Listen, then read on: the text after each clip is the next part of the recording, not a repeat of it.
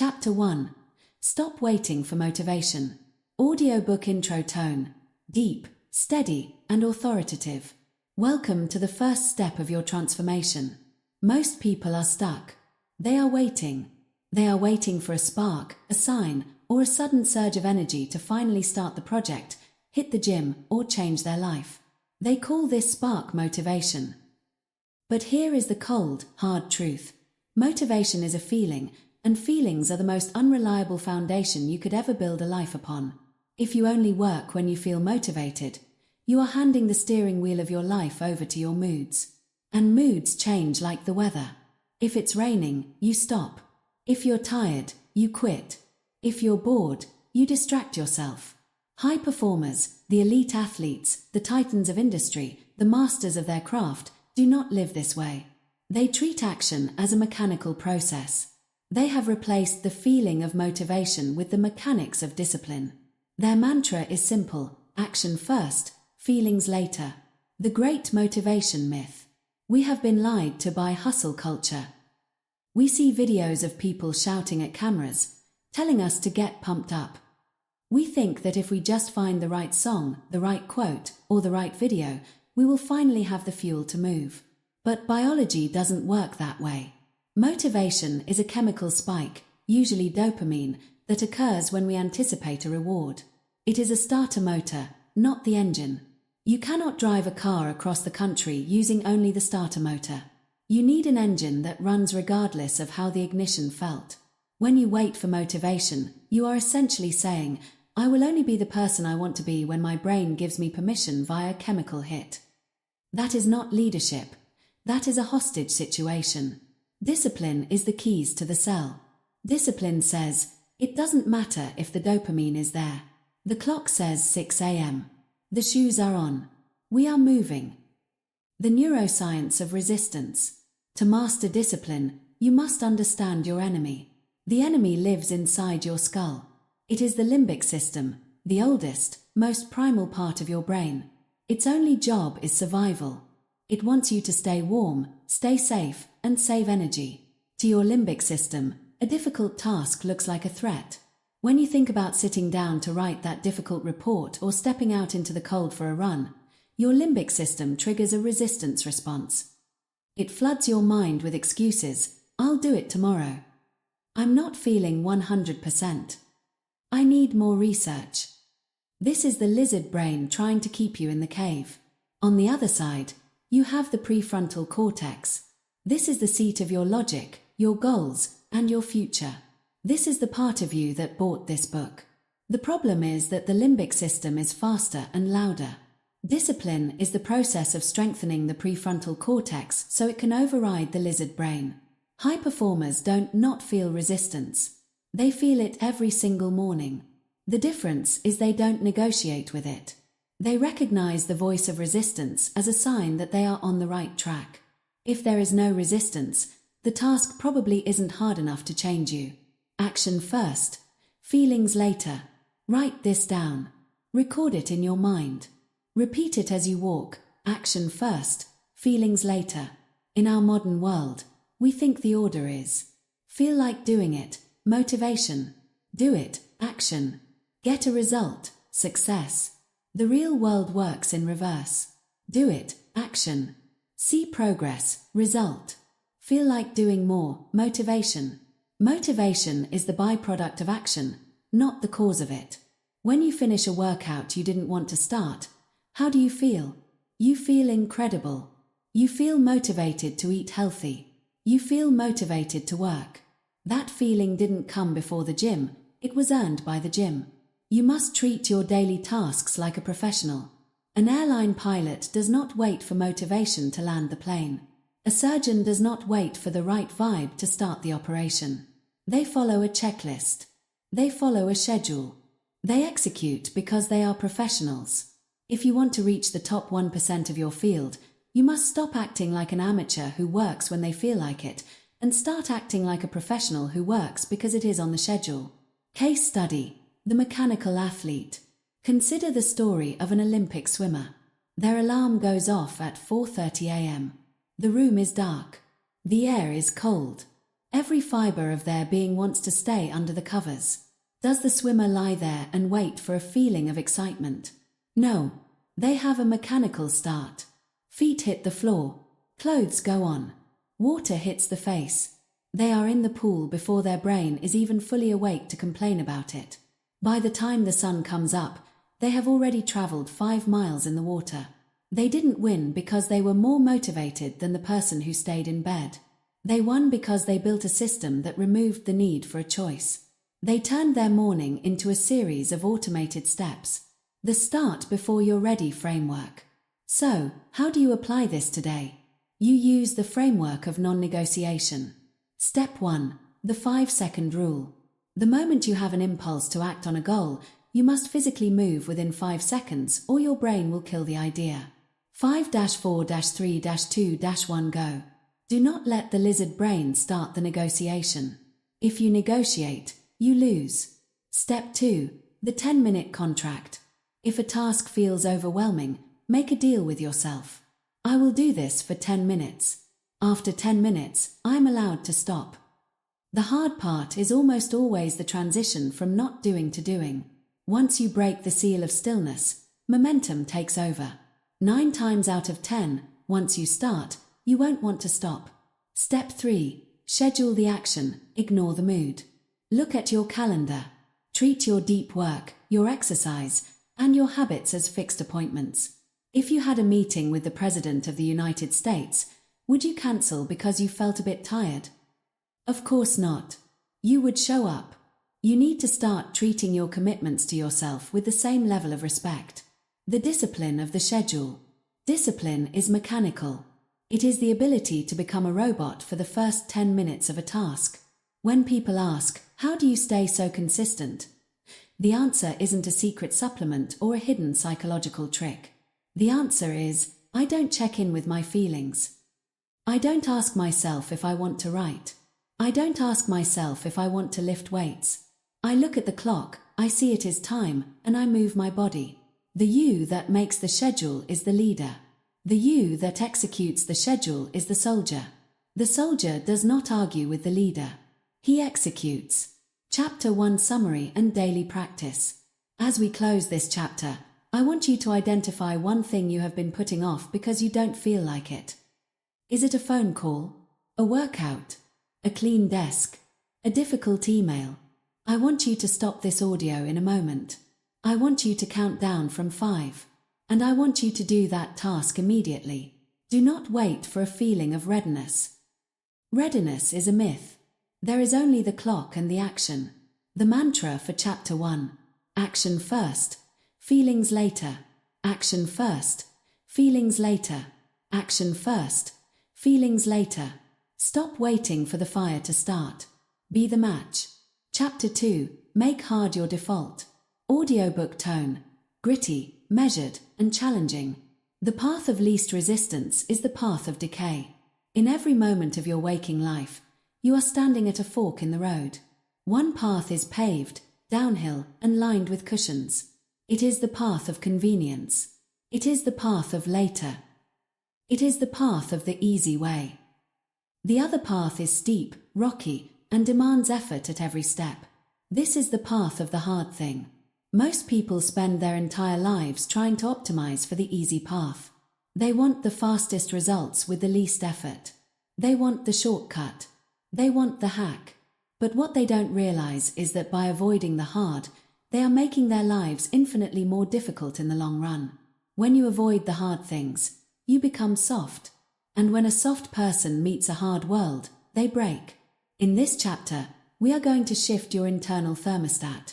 We are going to move you away from seeking comfort and toward a new operating system where hard is your default setting. Because here is the fundamental truth of discipline. Hard is the training ground. The comfort trap and the slow decay. We live in a world that is obsessed with frictionless living. We have apps that bring food to our door so we don't have to cook. We have remote controls so we don't have to stand up. We have voice-activated lights so we don't have to flip a switch. We are surrounded by a society that tells us that the goal of life is to be as comfortable as possible, as often as possible. But look around at the results of this comfort-obsessed culture. We are more stressed, more anxious, and more physically and mentally fragile than any generation in history. Why? Because we have stopped training our hard muscle. Think of your character like a blade. A blade is not sharpened by rubbing it against silk. It is sharpened by grinding it against a stone. It requires friction. It requires heat. It requires pressure. Without those hard elements, the blade remains dull and useless. When you choose the easy option, when you hit snooze, when you take the elevator, when you order takeout instead of prepping a healthy meal, you aren't just making a lazy choice. You are casting a vote for a weak version of yourself. You are reinforcing the idea that you cannot handle discomfort. Hard is the training ground. If you want to be someone who can handle a massive business crisis, a health scare, or a family tragedy, you cannot wait for the crisis to arrive to start training. You train for the storm while the sun is shining by choosing the hard path in the small, daily moments. The two lives. Convenience versus discipline. Let's look at the trajectory of two different lives over 10 years. The convenience-driven life. This person chooses the path of least resistance every day. They wake up as late as possible. They eat whatever tastes good in the moment. They avoid difficult conversations at work to stay liked. They spend their evenings on the couch because they deserve a break. The result? 10 years later, this person is physically unhealthy, financially stagnant, and mentally fragile.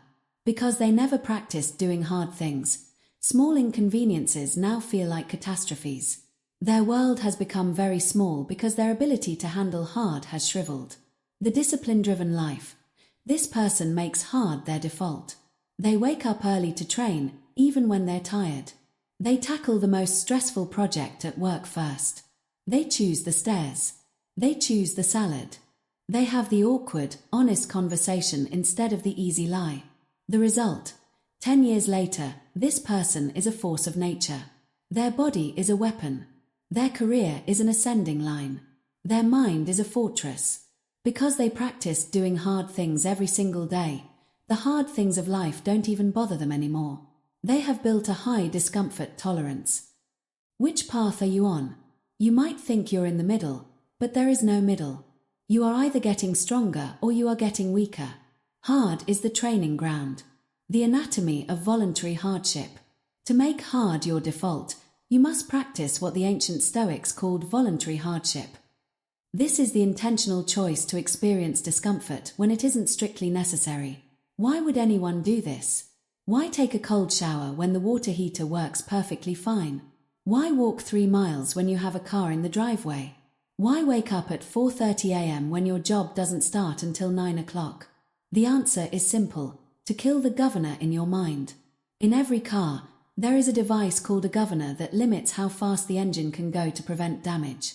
Your brain has one too. It's an internal voice that says, "That's enough, that's too much," or "Let's take it easy."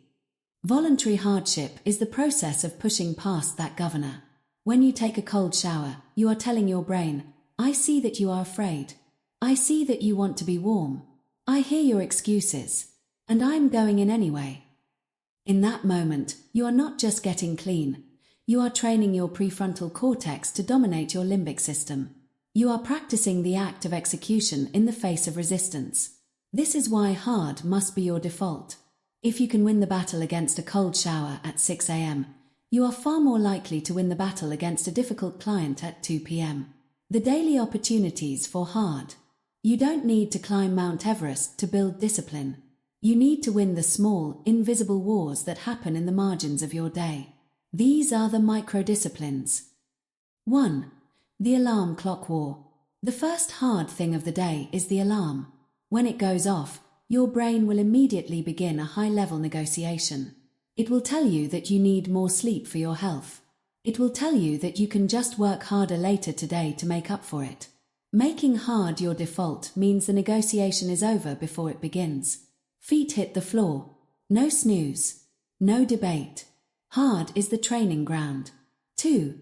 The physical path. Look at your environment. Are you always looking for the closest parking spot? Are you always waiting for the elevator? Stop. Start looking for the long way. Take the stairs. Park at the back of the lot. Carry your groceries instead of using the cart if you can.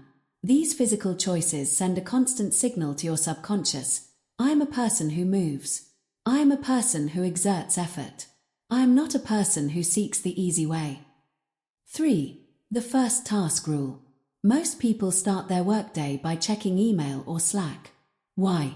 Because it's easy. It feels like work, but it's actually a form of productive procrastination. It's soft work. Making hard your default means you identify the most complex, most draining, most avoided task on your list, and you do it first. You do it while your mind is sharp and before the world starts making demands on you. 4. The consumption filter. It is hard to put down the phone. It is easy to scroll for 3 hours. It is hard to read a dense, educational book. It is easy to watch mindless television.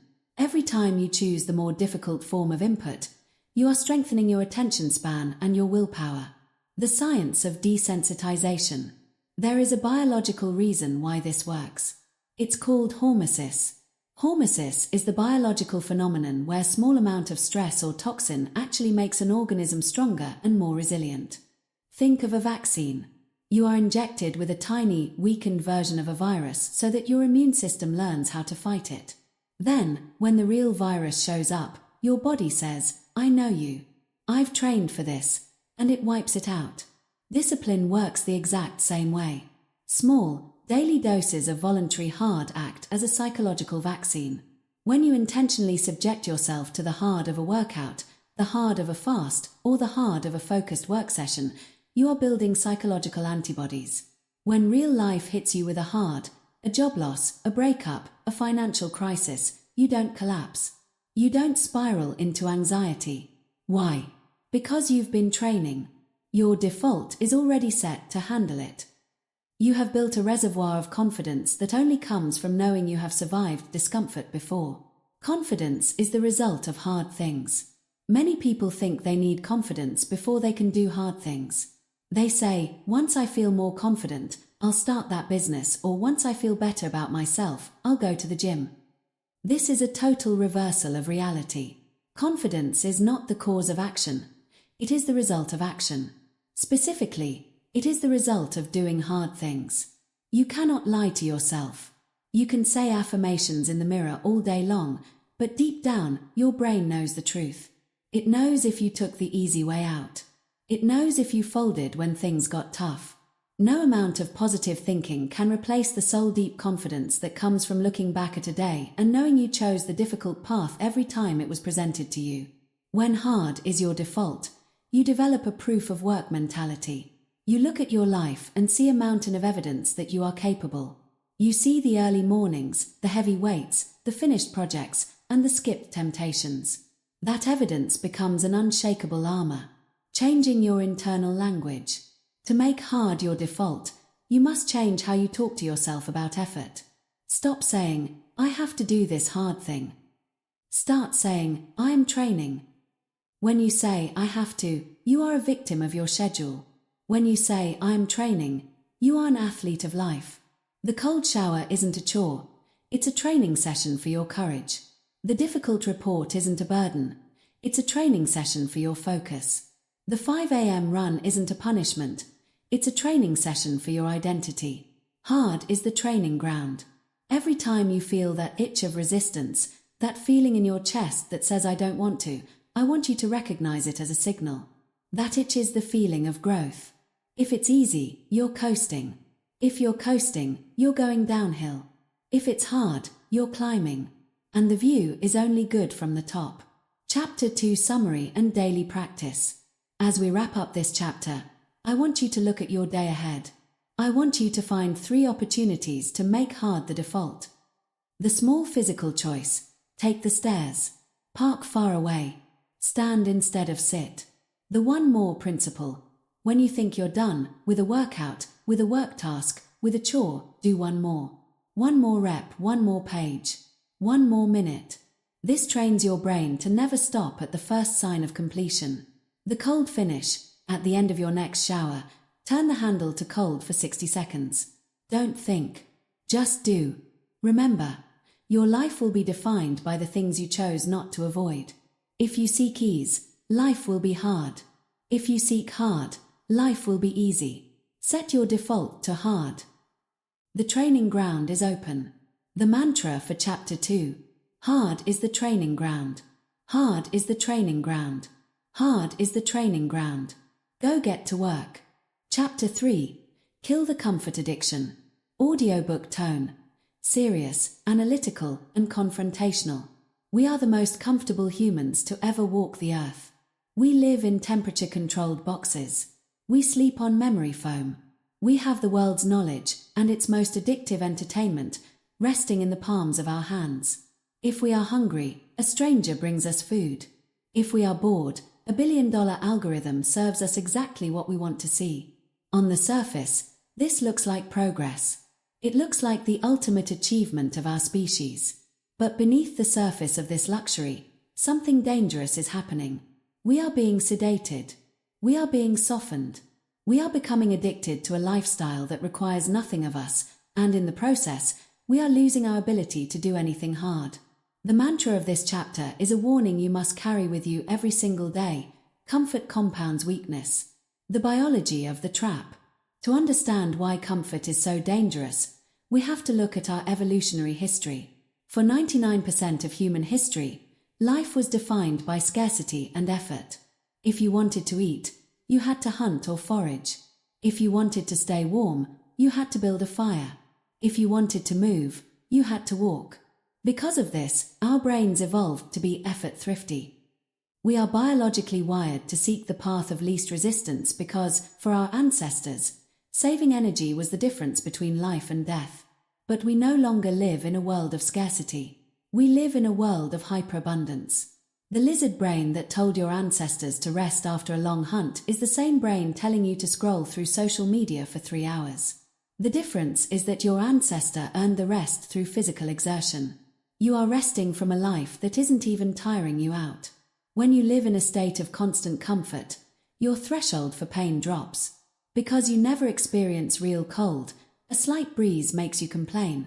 Because you never experience real hunger, waiting 10 minutes for a meal feels like an emergency. Because you never experience real mental strain, a difficult email can ruin your entire afternoon. Comfort compounds weakness. When you optimize for ease, you are training your brain to believe that you cannot survive without it. You are becoming a prisoner to your own conveniences. The digital 4-drip. The most potent comfort trap in the modern world is the device in your pocket. Your smartphone is a dopamine 4-drip. It is designed by the world's smartest engineers to keep you in a state of passive consumption. Think about the last time you felt a flicker of boredom. What did you do? You probably reached for your phone before you even realized you were doing it. You killed the boredom with a 15-second video or a notification. By doing this, you are killing your attention span. You are killing your ability to sit with yourself. Most importantly, you are killing your boredom tolerance. Discipline requires the ability to do boring things for a long time. It requires you to sit in a chair and focus on one task. It requires you to do one more set at the gym. It requires you to listen to a difficult lecture. If you have trained your brain to receive a hit of dopamine every time you feel a hint of boredom, you will never be able to maintain the discipline required for greatness. The soft life is a distracted life. Every time you give in to the digital itch, you are siphoning off a little bit of your willpower. You are telling your brain that the moment things get uncomfortable or dull, you will provide an escape. You are teaching yourself to quit. The atrophy of the soul. In medicine, atrophy is what happens when a muscle isn't used. It shrinks. It withers. It loses its function. The same thing happens to your character when you live an addiction to comfort lifestyle. If you never push your body, your physical health atrophies. If you never challenge your mind, your cognitive ability atrophies. But most dangerously, if you never practice discipline, your will atrophies. We see this everywhere in modern society. We see people who are successful on paper but who crumble at the first sign of criticism. We see people with every resource available who cannot find the motivation to get out of bed.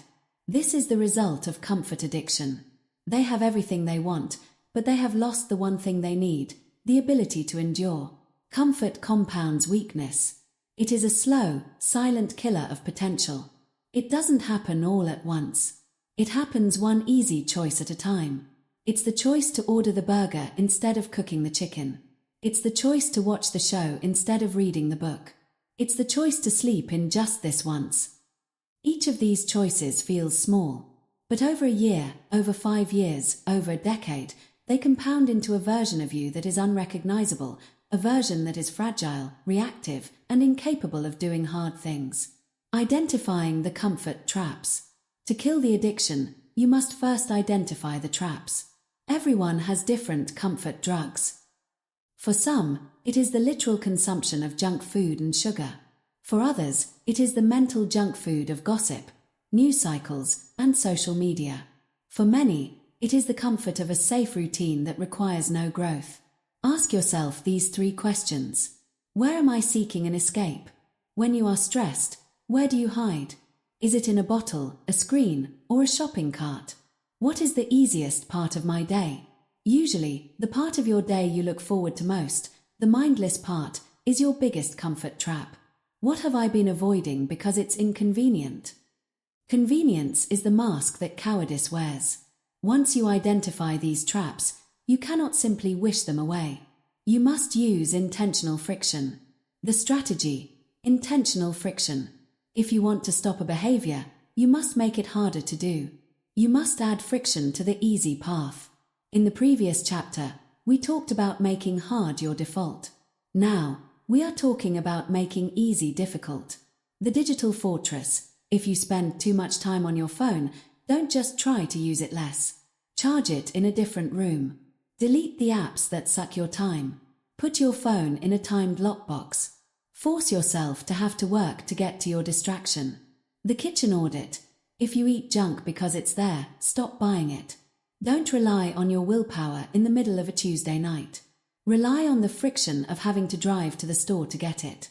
The schedule block. If you find yourself drifting into comfort tasks at work, block out your time. Make it a rule that you cannot check your messages until you have completed 2 hours of hard work. By adding friction to your comforts, you are giving your prefrontal cortex time to wake up. You are breaking the autopilot of your addiction. The daily discomfort ritual. To truly kill the comfort addiction, you must go on the offensive. You must normalize effort through a daily discomfort ritual. This is the practice of doing something every single day for no other reason than the fact that it is uncomfortable. It shouldn't be something that contributes directly to your goals. Its only goal is to train your tolerance for the hard. Examples of the daily discomfort ritual. Cold exposure, a 3-minute cold shower. Not a lukewarm shower, a cold one. The kind that makes your breath catch. Fast from entertainment. Drive to work in total silence. No podcast, no music, no radio. Just you and your thoughts. Physical strain. Do 50 burpees. Not because you're a professional athlete, but because burpees are miserable and you want to prove you can do them anyway. Social discomfort. Strike up a conversation with a total stranger. Ask for a discount at a coffee shop just to feel the cringe of rejection. Why do this? Because when you intentionally invite discomfort into your life, you stop fearing it. When you realize that a cold shower won't kill you, you start to realize that a difficult project won't kill you either. You are desensitizing yourself to the scare tactics of your lizard brain. Comfort compounds weakness, but discomfort compounds strength. The freedom of the disciplined. There is a massive irony in the pursuit of comfort. The people who seek comfort above all else are never actually comfortable. They are plagued by the anxiety of what might happen if their comfort is taken away. They are haunted by the guilt of their own stagnation. The person who embraces the hard, however, finds a different kind of peace. When you know you can handle being cold, being hungry, being tired, and being bored, you become truly free. You are no longer a slave to your environment. You are no longer at the mercy of the Wi-Fi signal or the thermostat or the delivery app. Discipline is the only way to achieve true comfort, the internal comfort of knowing you are capable. Mastery of attention. We must talk specifically about the comfort of distraction. In an age of information, your attention is your most valuable asset. If you cannot control where your mind goes, you cannot control where your life goes. Killing the comfort addiction means regaining mastery over your focus. It means learning to sit in a room alone and think. It means being able to read a book for an hour without looking at your phone. Every time you resist the urge to check something, you are performing a rep of discipline. Every time you stay focused on a difficult task when your brain wants to wander to a comfortable thought, you are building the muscle of mastery. The elite are not those with the most talent.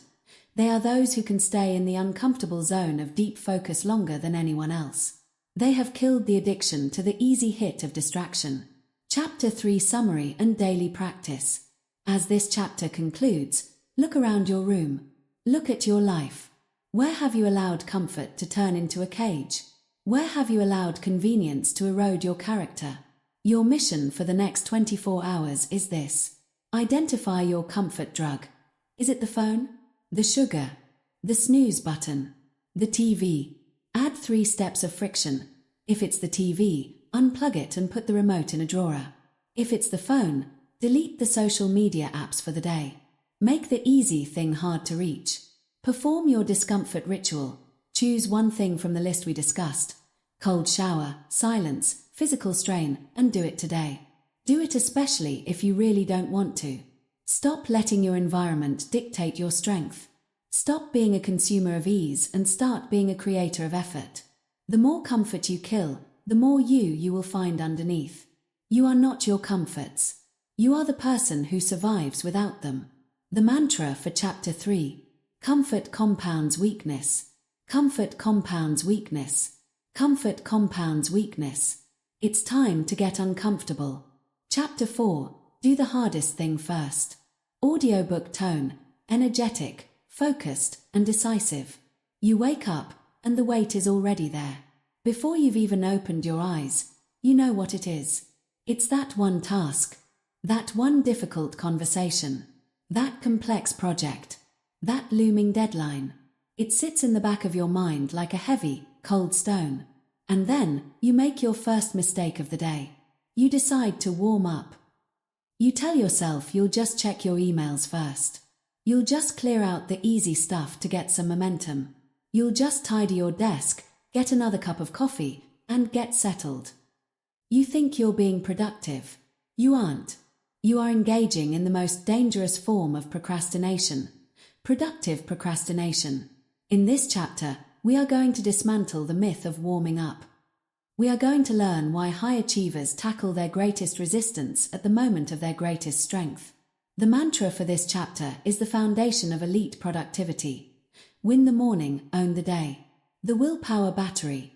To understand why you must do the hardest thing first, you must understand the biology of willpower. Think of your willpower not as a personality trait, but as a battery. When you wake up after a good night's sleep, that battery is at 100%. Every decision you make throughout the day, from choosing what to wear to resisting the urge to snap at a coworker, drains that battery. Scientists call this decision fatigue. By the time 4 p.m. rolls around, your battery is in the red. Your ability to resist temptation and tackle complex problems is at its lowest point. If you leave your hardest task for the end of the day, you are trying to climb a mountain with an empty tank. You will find 1,000 excuses to push it to tomorrow. And then tomorrow becomes the next day. This is how dreams die, not in an explosion of failure, but in a slow, agonizing slide into someday.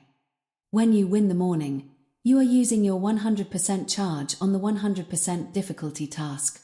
It is the only logical way to manage your energy. The psychological burden of later. When you put off a difficult task, it doesn't just sit there quietly. It creates what psychologists call attention residue. Even while you are doing easy tasks, checking emails or sitting in meetings, a part of your brain is still tethered to the hard task you're avoiding. It's like having 20 tabs open on your computer. It slows down the entire system. You feel a low-level anxiety. You feel a sense of guilt. You aren't fully present in anything else you're doing because that stone is still in your pocket. Now, imagine the opposite. Imagine it is 9:30 a.m. and you have already finished the one task you dreaded most. The psychological relief is immense. The stone is gone. For the rest of the day, you are playing with house money. You feel lighter. Your confidence is surging. This is the momentum effect. By doing the hardest thing first, you don't just get that task done. You transform the quality of every other hour in your day. Win the morning, own the day. When the hardest thing is behind you, everything else feels like a downhill slope. The eat the frog philosophy. The legendary writer Mark Twain once said that if the first thing you do each morning is to eat a live frog, you can go through the day with the satisfaction of knowing that is probably the worst thing that is going to happen to you all day long. Your frog is your hardest task. It's the one you are most likely to procrastinate on. It's the one that has the highest potential to change your life or your career, but also the highest potential for discomfort. The rule of the frog is simple. If you have to eat 2 frogs, eat the big one first. If you have to eat a live frog at all, it doesn't pay to sit and look at it for very long. Many people spend their whole lives looking at the frog. They analyze it. They talk about it. They plan how they will eventually eat it. Meanwhile, the frog just sits there, getting uglier and more intimidating. The disciplined person doesn't look. They don't analyze. They open their mouth and they bite. They understand that the dread of the task is almost always more painful than the task itself. Case studies. How the elite execute. If you look at the habits of the world's most successful creators and executives, you see a recurring pattern. They guard their mornings with a ferocity that borders on the religious. The writer's morning. Ernest Hemingway famously started writing at sunrise. He didn't check the mail. He didn't talk to visitors. He went straight to the page. He knew that the well of his creativity was fullest in the morning. By noon, he was finished. He spent the rest of his day living, knowing his work was done. He didn't have the guilt of the unwritten page hanging over his head during lunch. The CEO's deep work. Many of the world's top CEOs use the first 90 minutes of their day for deep work. They don't have open door policies until 11 a.m. They know that if they start their day by responding to other people's emergencies, which is what email is, they will never get to their own priorities. They tackle the strategic, difficult, high-leverage problems first. These people aren't morning people by nature. They are results people by discipline. They have realized that the world will try to steal their time if they don't claim it first. The system. Identifying the high-resistance task. The hardest part for many is actually knowing what the frog is. We often confuse busyness with importance. To find your hardest task, you must use the resistance compass. Your brain is an expert at hiding the truth from you. It will try to convince you that organizing your files is the priority. But if you listen to your gut, you will feel a specific kind of friction toward one specific task. Where is the most resistance? What task makes you want to pick up your phone and check social media? What task makes you feel a slight pit in your stomach when you think about it? That is the task. That is the one that needs to be done first. The resistance compass never lies. The task you are avoiding most is almost always the task that needs your attention most. The step-by-step execution protocol. Knowing you should do the hardest thing first is easy. Actually doing it requires a system. Here is the protocol to ensure you win the morning. 1. The night before selection. Never start your morning by deciding what to do. If you have to decide in the morning, you are already using up your willpower battery. Before you go to sleep, write down the one hardest thing you will tackle first. Just one. Not a list of 10. The one. 2. Zero entry barriers. Set your environment up for success. If your hard task is writing, have the document open on your screen before you turn off the computer at night. If it's a difficult phone call, have the number written on a sticky note on your desk. Remove every possible micro-friction that your brain could use as an excuse to delay. 3. The no-fly zone. For the first 60 to 90 minutes of your workday, you are in a no-fly zone. No phone, no email, no internet unless required for the task. No quick questions from co-workers or family. You must treat this time as sacred. You are a monk in a monastery of execution. 4. The 10-minute slog. When you sit down to do the hard task, the first 10 minutes will feel like physical pain. Your brain will scream for a distraction. Expect this. Do not fight the feeling. Just watch it. Tell yourself, I just have to survive these 10 minutes. Once you break through the resistance barrier, you will enter a state of flow. The myth of warming up. We must address the warm-up trap. Many people believe they need to get the blood flowing by doing easy tasks. I'll just answer these 5 quick emails to get into the swing of things. This is a lie. What actually happens is that those 5 quick emails turn into an hour of back and forth communication. You get hit with a piece of bad news, a new request, or a distracting thought. Suddenly, your morning is gone. Your energy is dissipated. You haven't warmed up, you have burned out. You don't need to warm up to do hard work. You need to start. The work is the warm-up. The first paragraph is the warm-up for the second. The first line of code is the warm-up for the second. Overcoming the fear of failure. Why do we really avoid the hardest thing? It's not just because it's work. It's because the hardest thing usually carries the highest risk of failure. Doing emails is safe. You can't really fail at email. But writing a book, launching a product, having a difficult conversation, you could fail at those. Your ego is trying to protect itself by keeping you busy with safe work. Doing the hardest thing first is an act of courage. It is you saying, I value my future more than my comfort. It is you being willing to be imperfect in the pursuit of something meaningful. When you tackle the hardest thing first, you are training yourself to be brave. You are proving that you can look a challenge in the eye and move toward it. Momentum, the gift that keeps on giving. Success breeds success. When you finish your hardest task by 10 a.m., you trigger a dopamine release that is clean and earned. Unlike the dirty dopamine of social media, this dopamine gives you more energy. You will find that you move faster through the rest of your day. You will be more decisive. You will be kinder to the people around you because you aren't carrying the secret stress of an unfinished, avoided task. Win the morning, own the day. If you win the first battle, the rest of the war is easy. But if you lose that first battle, if you let the easy things take over your morning, you will spend the rest of the day in a defensive crouch, trying to catch up, feeling overwhelmed, and ending the day exhausted but without a sense of accomplishment. Chapter 4 Summary and Daily Practice. Your challenge for today is to stop being an amateur who warms up and start being a professional who executes. The mission. Tonight, identify your frog. What is the one thing you've been avoiding? What is the one thing that would move the needle most? Tomorrow morning, do not open your email. Do not check your phone. Do not clear the decks. The first 60. Spend the first 60 minutes of your day on that task and nothing else. If you don't finish it, that's okay. What matters is that you gave your best energy to your most important work. You have a limited amount of time on this earth. You have a limited amount of energy every day. Stop spending your gold on pennies. Spend your best energy on the things that matter. The mantra for Chapter 4. Win the morning, own the day. Win the morning, own the day.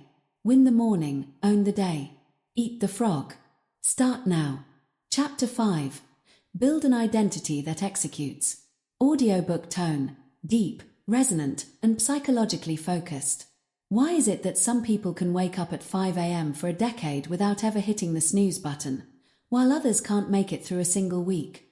Why do some people view a grueling workout as a mandatory part of their day, while others view it as a negotiable burden? The answer isn't that one person has more willpower than the other. Willpower is a resource that runs out. The real answer is much deeper. It's not about what they do, it's about who they believe they are. Most people try to change their lives by focusing on outcomes. They say, I want to lose 20 pounds, or I want to earn 6 figures. Then they try to change their actions to reach those outcomes.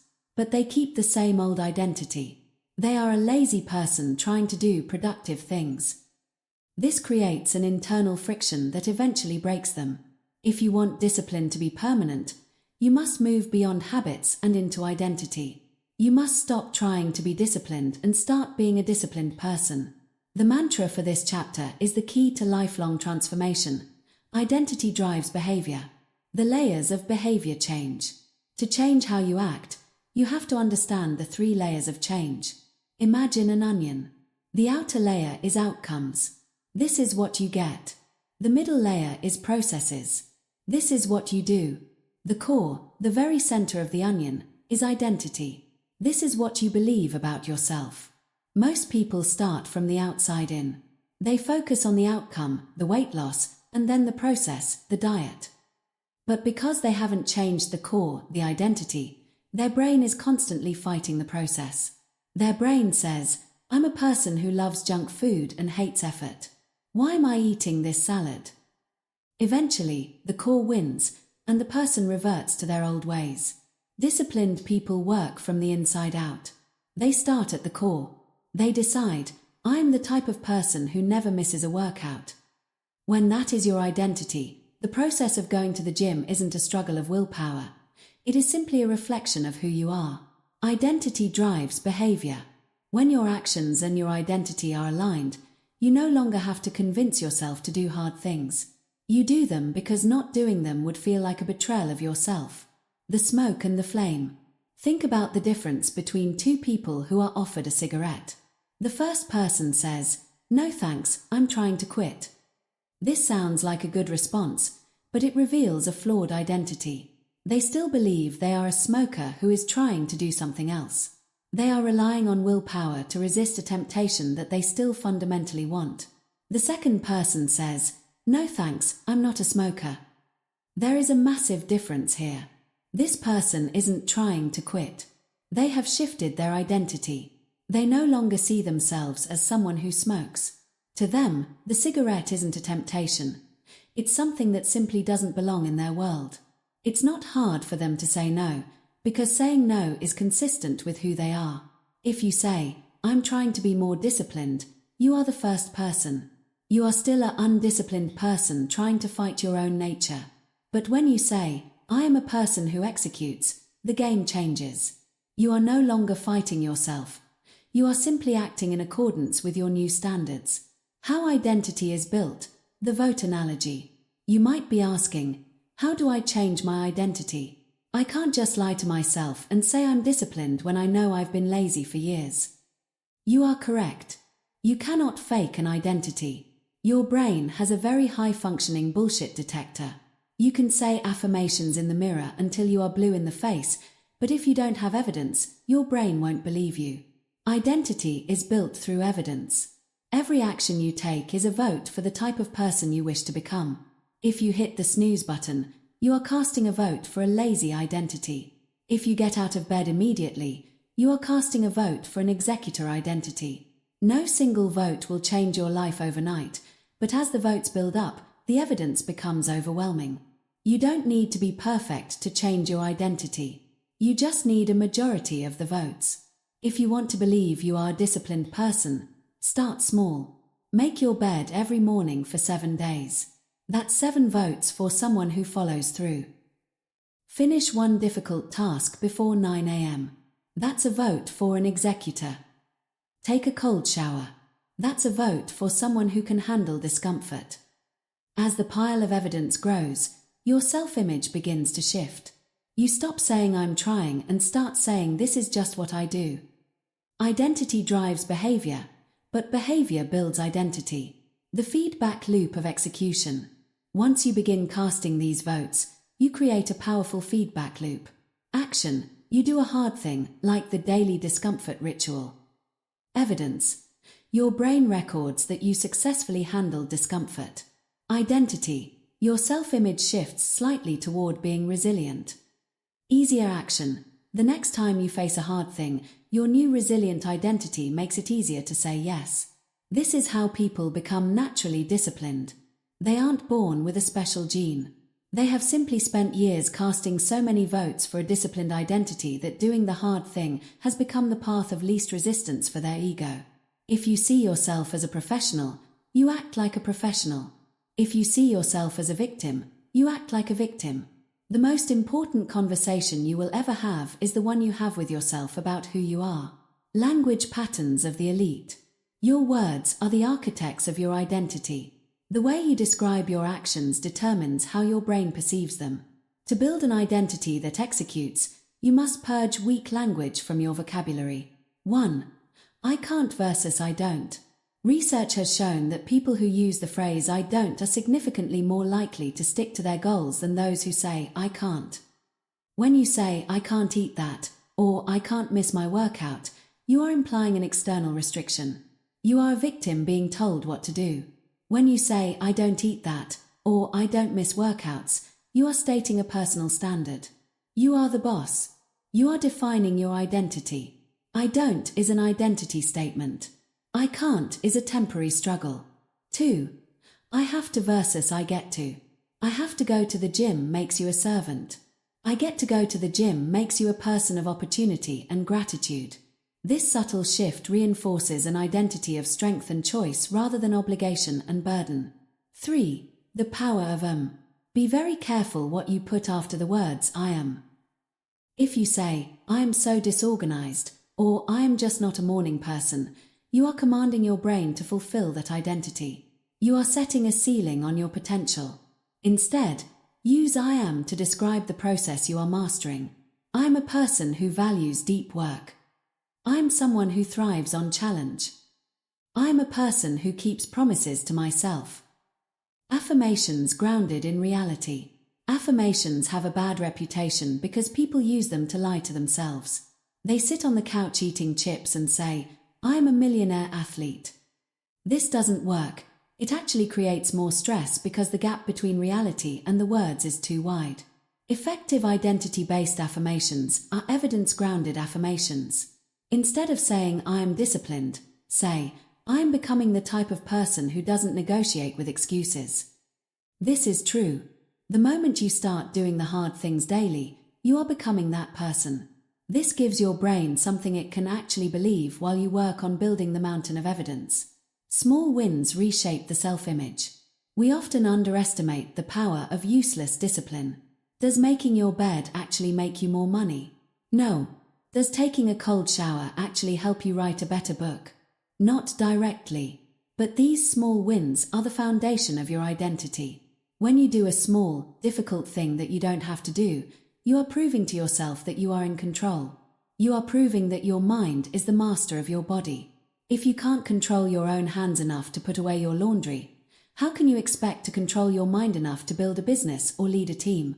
Small wins are the training weights for your identity. If you can't lift the small weights of daily chores, you will never have the identity required to lift the heavy weights of life's greatest challenges. Identity drives behavior. Every small win is a brick in the fortress of your self-esteem.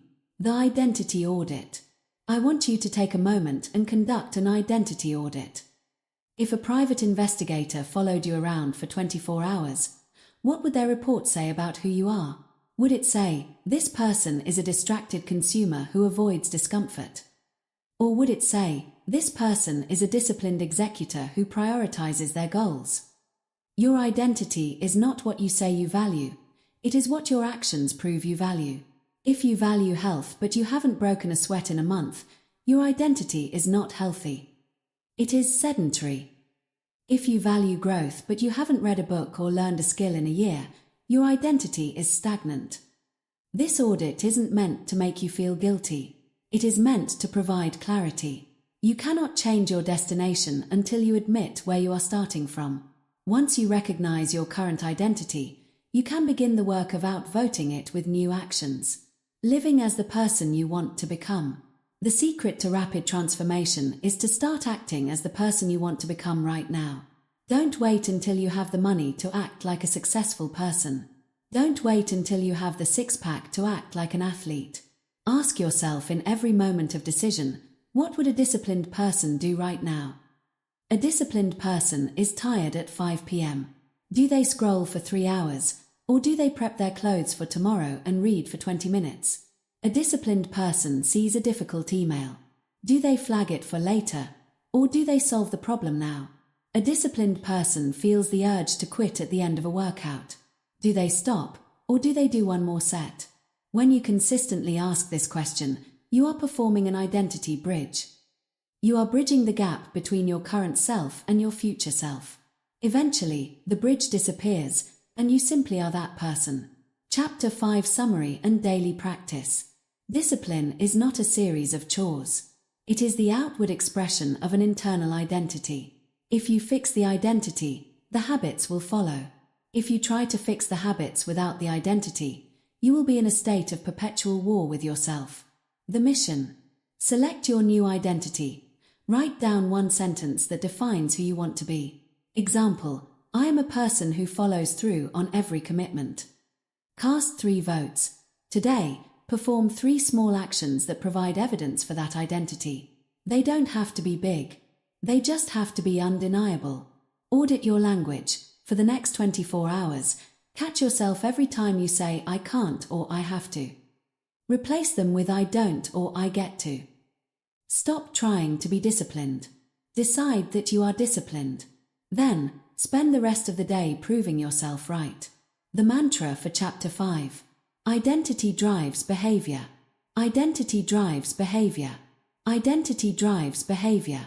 You are who you choose to be through your actions. Choose wisely. Chapter 6. Remove the option to quit. Audiobook tone. Strategic, firm, and uncompromising. Most people believe that success is a matter of having a strong will. They think that the people who finish marathons, build empires, or maintain peak physical condition simply have a tougher mind than everyone else. They believe these people wake up and wrestle with their desires every single day, winning through sheer mental brute force. This is a total misunderstanding of how high performance actually works. If you rely on your willpower to be disciplined, you have already lost. Willpower is a finite resource. It's a backup generator, not a power grid. If the storm lasts long enough, the backup generator will run out of fuel. The most disciplined people on the planet don't actually use more willpower than you. They use less. They use it once to design an environment where quitting is no longer an option. The mantra for this chapter, and the secret to lifelong consistency, is this: design beats willpower. The myth of the strong will. Think of your willpower like a muscle. If you had to hold a 50-pound weight at arm's length all day, eventually your muscle would fail. It doesn't matter how much you want to hold it. Physiology will take over. Most people try to live their lives this way. They surround themselves with temptations, their phones, junk food, toxic distractions, and try to use their will to hold them at bay. The person who understands that design beats willpower doesn't try to hold the weight. They build a shelf and put the weight on it. Successful people aren't stronger in the moment of temptation.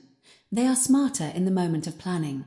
They recognize that their future self will be tired, hungry, stressed, and lazy. So, their present self takes away the future self's ability to make a bad decision. They remove the choice. They lock the door and throw away the key. The Ulysses contract. Binding your future self. In Greek mythology, there is a story of the hero Ulysses. He had to sail his ship past the island of the Sirens, creatures who sang a song so beautiful that any sailor who heard it would lose his mind, steer his ship into the rocks, and perish. Ulysses knew he wasn't strong enough to resist the song. He didn't tell himself, "I'll just try really hard to ignore it." Instead, he used a forcing function. He ordered his men to tie him to the mast of the ship. He told them that no matter how much he begged, pleaded, or threatened them, they were not to untie him until they were safely past the island. To protect his men, he had them plug their ears with beeswax so they couldn't hear the song at all. This is a Ulysses contract. It is a decision you make in a state of clarity that binds you when you are in a state of weakness. You need to start creating Ulysses contracts in your own life. You need to stop trusting yourself. If you know that at 9 p.m. you are likely to binge-watch TV and eat junk food, a Ulysses contract would be giving your TV remote to a neighbor or using a timed lockbox for your phone. You are tying yourself to the mast while you are still thinking clearly. Environmental engineering.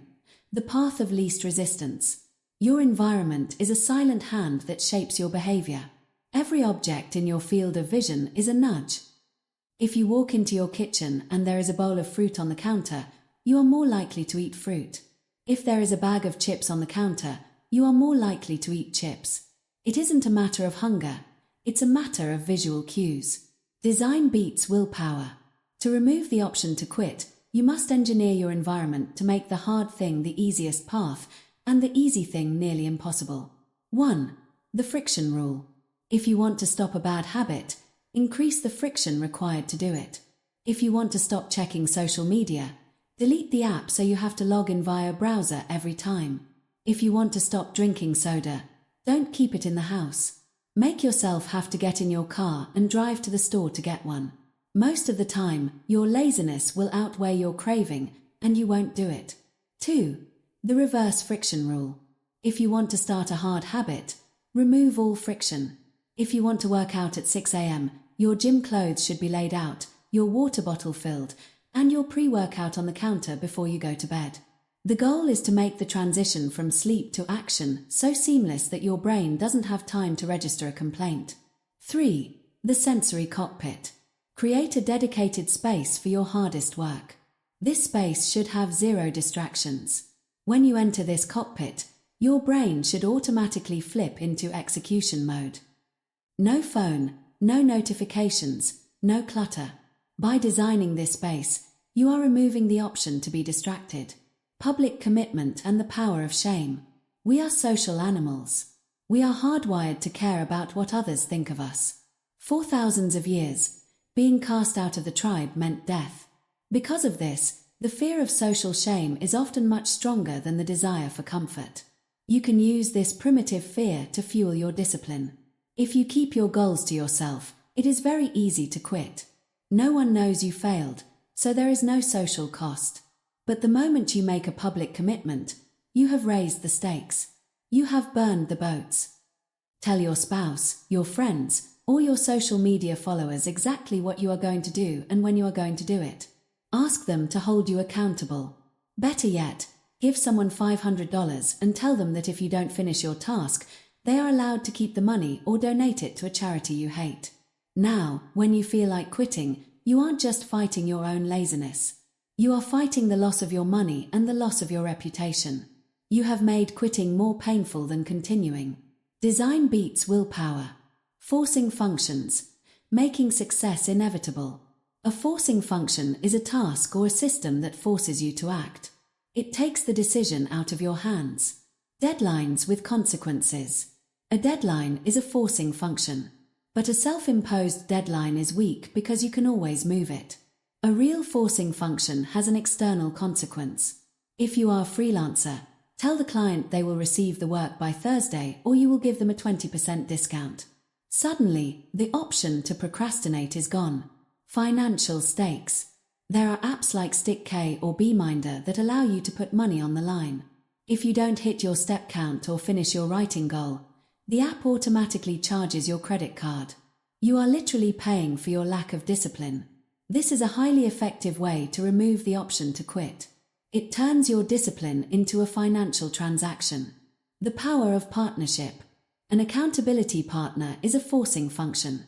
If you know someone is waiting for you at the gym at 5:30 a.m., you will get out of bed. Not because you want to work out, but because you don't want to be the person who flaked on a friend. You have designed a system where your social duty overrides your physical comfort. The default to yes system. High achievers design their lives around defaults. A default is what happens if you do nothing. Most people have a default of no when it comes to hard things. If they don't plan their day, they default to scrolling. If they don't plan their meals, they default to fast food. You must flip the default. Default your finances. Set up an automatic transfer to your savings account the day you get paid. You don't have to choose to save. It's the default. Default your schedule. Block out your deep work time as a recurring event on your digital calendar. If someone tries to book a meeting, the system says you are busy. You don't have to say no. The system says no for you. Default your circle. If you hang out with 5 lazy people, you will be the 6th. If you hang out with 5 executors, you will be the 6th. By choosing your circle, you are defaulting your behavior to match the group standards. Removing the emergency exit.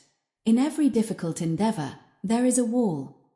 It's the moment where the initial excitement has faded, the work has become monotonous, and your brain starts looking for an emergency exit. The emergency exit is the pivot. It's the maybe I'll try a different niche. It's the I think I need a different software first. To remove the option to quit, you must weld the emergency exit shut. You must commit to a no pivot period. Tell yourself, I'm going to do this specific thing in this specific way for 100 days. I am not allowed to change my mind, reevaluate, or quit until day 101. By removing the option to reevaluate, you free up massive amounts of mental energy. You are no longer asking, should I keep doing this? You are only asking, how do I do this today? The debate is over. The exit is gone. The architecture of consistency. Discipline is often seen as an internal battle, but it is more accurately seen as an architectural project.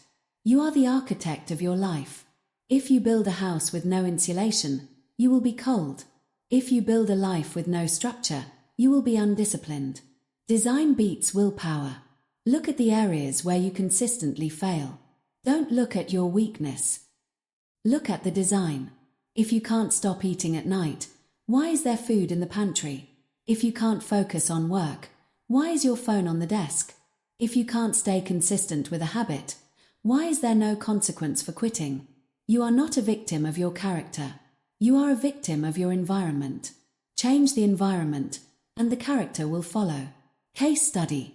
The professional writer. Consider a professional writer who struggled with distraction. For years, he tried to use willpower to stay off the internet while he wrote. He failed every day. Finally, he bought a writing-only laptop. This laptop was 15 years old. It had no Wi-Fi card. It had no games. It had nothing but a word processor. When he sat down with that laptop, he had removed the option to be distracted. He didn't need willpower anymore. He had engineered success. Within 6 months, he finished the book he had been trying to write for 5 years. He didn't become more disciplined. He became a better architect. Chapter 6 Summary and Daily Practice. Your mission today is to stop trying to be stronger and start being smarter. You are going to build your own Ulysses contract. The mission. Identify your siren song. What is the one temptation that always makes you quit your discipline? Social media. The snooze button. Junk food. Weld the exit shut. Create one forcing function or environmental change that makes it impossible or extremely painful to give in to that temptation today. Give your phone to someone else. Put a $50 stake on your goal. Unplug the TV. The 24-hour lockdown. Commit to your hardest task today with the rule, no re-evaluation. You are not allowed to decide if the task is worth it until it is finished. Stop relying on a feeling of strength. Build a cage for your weaknesses. The mantra for Chapter 6. Design beats willpower. Design beats willpower. Design beats willpower. If you can't trust yourself, trust your system. Chapter 7. Train consistency over intensity. Audiobook tone. Steady, rhythmic, and wise. We are a culture addicted to the heroic effort. We love the stories of the entrepreneur who stayed awake for 72 hours to finish a project. We love the montage of the athlete training until they collapse from exhaustion. We are seduced by the idea of the giant leap, the massive, intense burst of energy that changes everything overnight. But here is the truth that the hustle videos won't tell you. Intensity is for amateurs. Consistency is for professionals. Intensity is easy because it is fueled by the temporary high of inspiration. Anyone can go to the gym for 4 hours once. Anyone can fast for 48 hours once. Anyone can work a 16-hour day when they are excited about a new idea. But very few people can go to the gym for 30 minutes every single day for 5 years. Very few people can manage their diet every single meal for a decade. The mantra for this chapter is the law of the harvest. Small done daily beats big done rarely. The fire versus the river. Think of intensity as a wildfire. It is spectacular. It is bright. It commands attention. But it burns hot and dies fast, leaving behind nothing but ash. Now, think of consistency as a river. A river is not intense. If you look at it for a minute, it doesn't seem to be doing much. But the river never stops. It flows day and night, year after year. And over time, that boring river has the power to carve through solid rock and create the Grand Canyon. You do not need to be a wildfire. You need to be a river.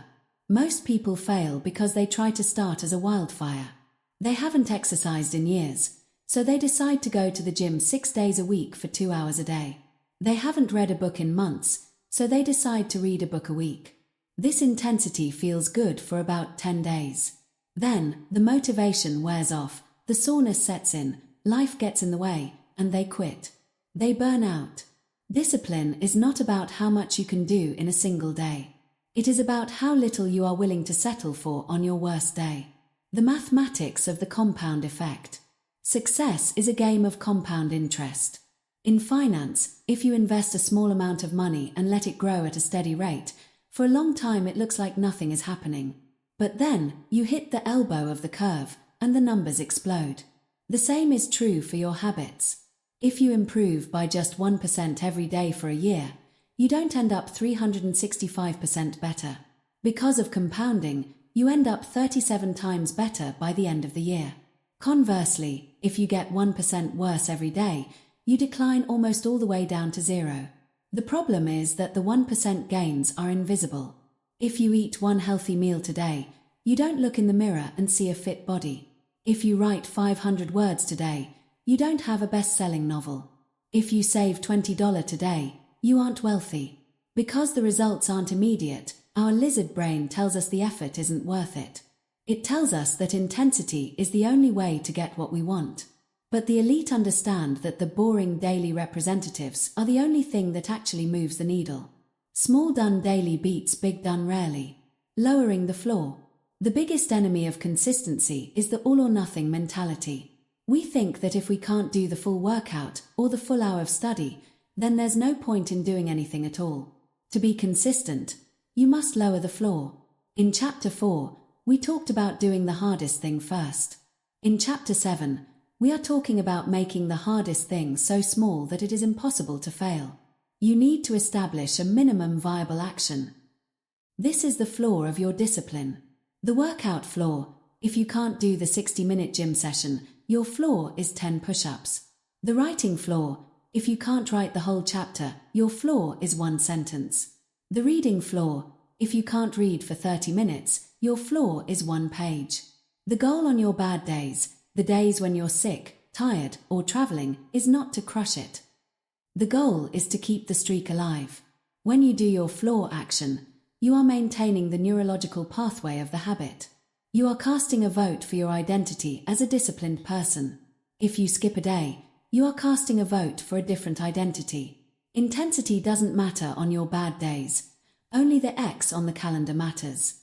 The Seinfeld strategy. Don't break the chain. There is a famous story about the comedian Jerry Seinfeld. When he was a young comic, he was asked how he became so successful.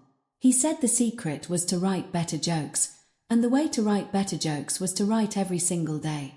He had a simple system. He kept a large wall calendar and a red marker. For every day that he sat down to write, he would put a big red X over that day. After a few days, he said, you'll have a chain. Just keep at it and the chain will grow longer every day. You'll like seeing that chain, especially when you get a few weeks under your belt.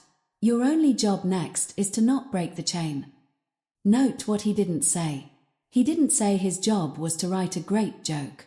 He didn't say his job was to write for 5 hours. He said his only job was to not break the chain. When you focus on the process, the chain, rather than the outcome, the jokes, the outcome takes care of itself. Consistency creates mastery. Mastery creates success. The never miss twice rule. Life is messy. No matter how much you design your environment or remove the option to quit, there will eventually be a day where the chain breaks. You get the flu. There is a family emergency. You simply fail.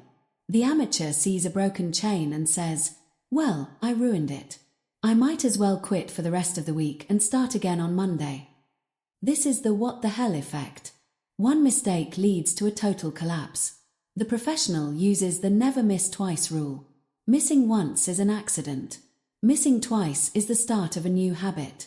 If you miss your workout today, your only priority tomorrow is to get an X on that calendar. You don't have to do a double workout to make up for it. That's an intensity trap that leads to injury. You just have to return to the rhythm. Discipline isn't about being perfect. It's about being the person who always gets back on the horse. The difference between a winner and a loser isn't that the winner never falls. It's that the winner's recovery time is shorter. Consistency in skill, fitness, and business. Let's look at how small done daily beats big done rarely applies across different domains. In fitness, the person who walks for 30 minutes every day will always be healthier than the person who runs 10 miles once every 2 weeks. The body responds to the frequency of the signal. When you train daily, you are telling your metabolism and your muscles that this is the new standard. In skill building, if you want to learn a language, 15 minutes of practice every morning is better than a 4-hour cram session on Sundays.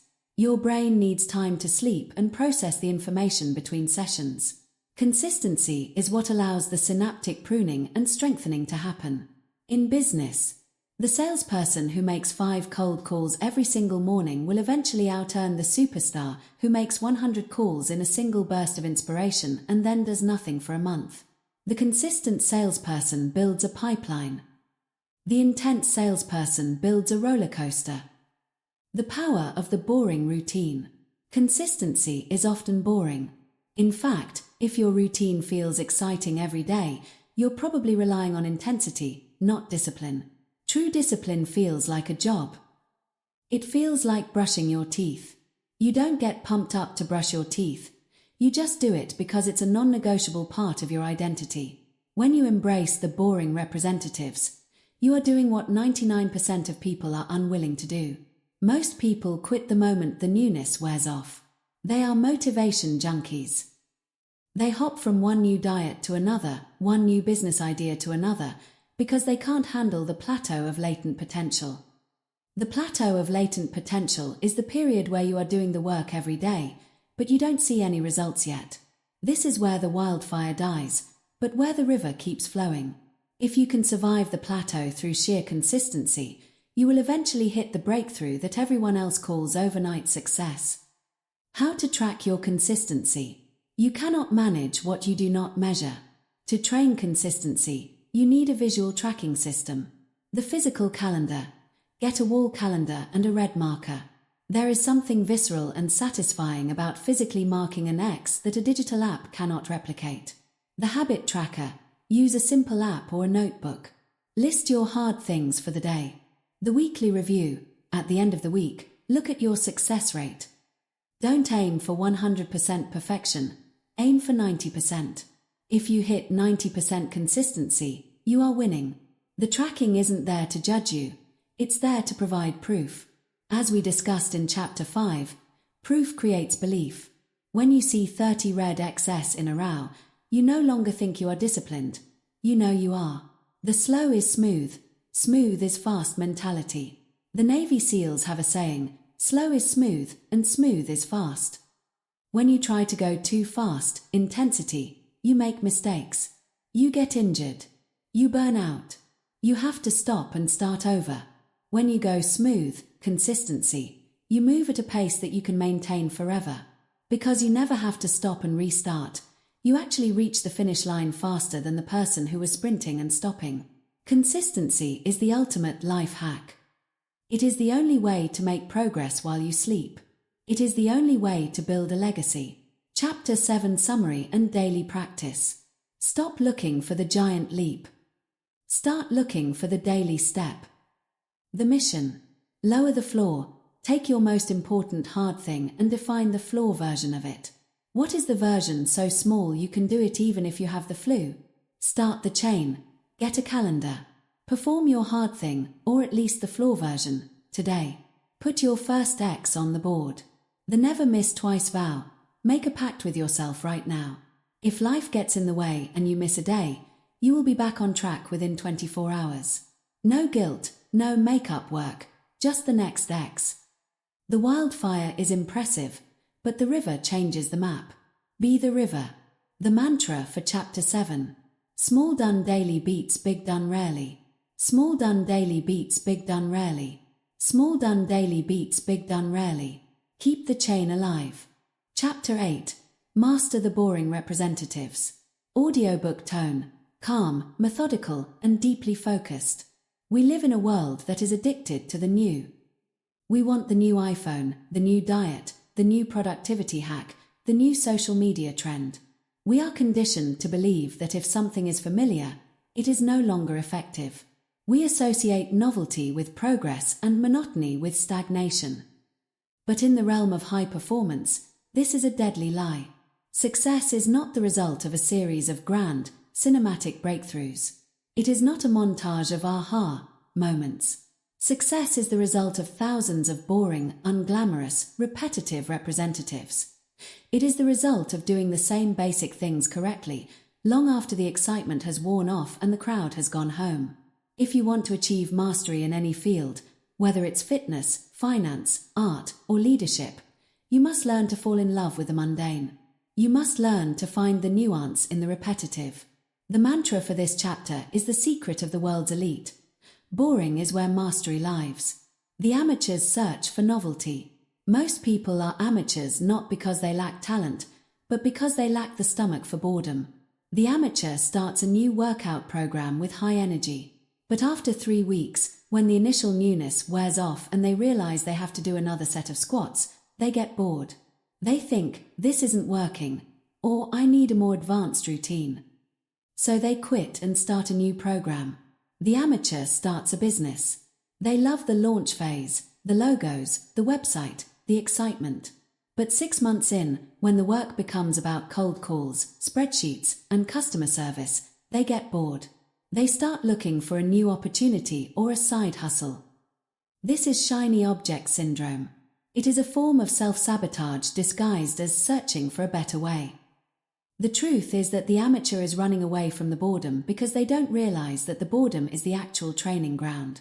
When you quit because it's boring, you are quitting right at the moment the real growth was about to begin. Boring is where mastery lives. The professional's embrace of monotony. Now, look at the professional. The professional golfer will spend 4 hours on the putting green, hitting the same 3-foot putt over and over and over again. They aren't looking for a new way to putt. They are looking to refine the current way until it is perfect. The professional pianist will spend hours playing a single scale. They aren't bored. They are listening to the micromillisecond of difference in how their finger hits the key. They are looking for a level of precision that an amateur cannot even perceive. The legendary martial artist Bruce Lee famously said, "I fear not the man who has practiced 10,000 kicks once, but I fear the man who has practiced one kick 10,000 times." Why is that man dangerous? Because he has mastered the boring representatives. He has moved past the what of the kick and into the how of the kick. He has found the mastery that lives beneath the surface of repetition. Professionals don't seek novelty. They seek optimization. They don't want a new routine. They want to execute the current routine with 1% more efficiency. They understand that the basics are not beginner steps. The basics are the foundation of everything. The boredom threshold. In every journey toward a goal, there is a wall. I call it the boredom threshold. When you start something new, you are on a learning curve. You are seeing rapid improvement, which provides a natural dopamine hit. This is the honeymoon phase. But eventually, the curve flattens. You hit a plateau. You are doing the work, but you no longer feel better every day. The results are slowing down. This is the boredom threshold. This is where 90% of people quit. The people who reach the top are simply the ones who are willing to stay on the plateau the longest. They understood that the plateau is not a sign that they've stopped growing. It is the plateau of latent potential we discussed earlier. It is where the boring representatives are being stored. Think of it like heating a block of ice. If the ice is at 25 degrees and you heat it to 26, nothing happens. 27, 28, 29, 30, 31. Nothing happens. It looks like you are doing boring representatives with no result. But then you hit 32 degrees. The ice melts. Was it the jump from 31 to 32 that did the work? No, it was all the boring degrees that came before it. Boring is where mastery lives. Mental reframing, again versus better. To survive the boring representatives, you must change how you view repetition. The amateur looks at a task and says, I have to do this again. The professional looks at a task and says, I have the opportunity to do this better. When you say again, you are focused on the quantity of the work. You are just trying to get it over with. You are punching the clock. This leads to sloppy work and mental burnout. When you say better, you are focused on the quality of the work. You are looking for nuance. If you are lifting weights, don't just do another set.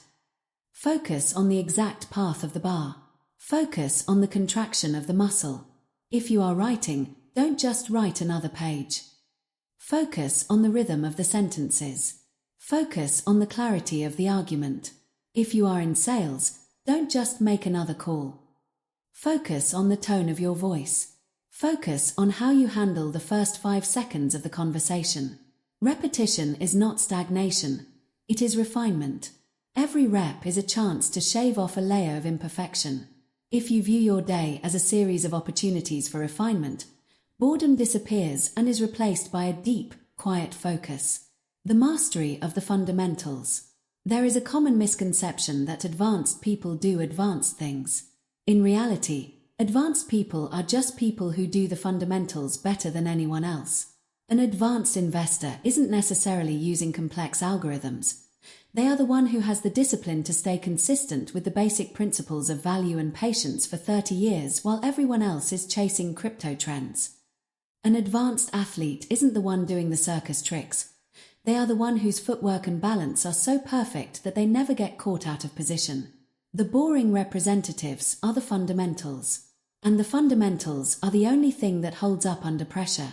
When things get difficult, when the market crashes, when the game is on the line, when the crisis hits, your fancy hacks will fail you. You will fall back to the level of your mastery of the basics. If you haven't mastered the boring representatives, you will crumble.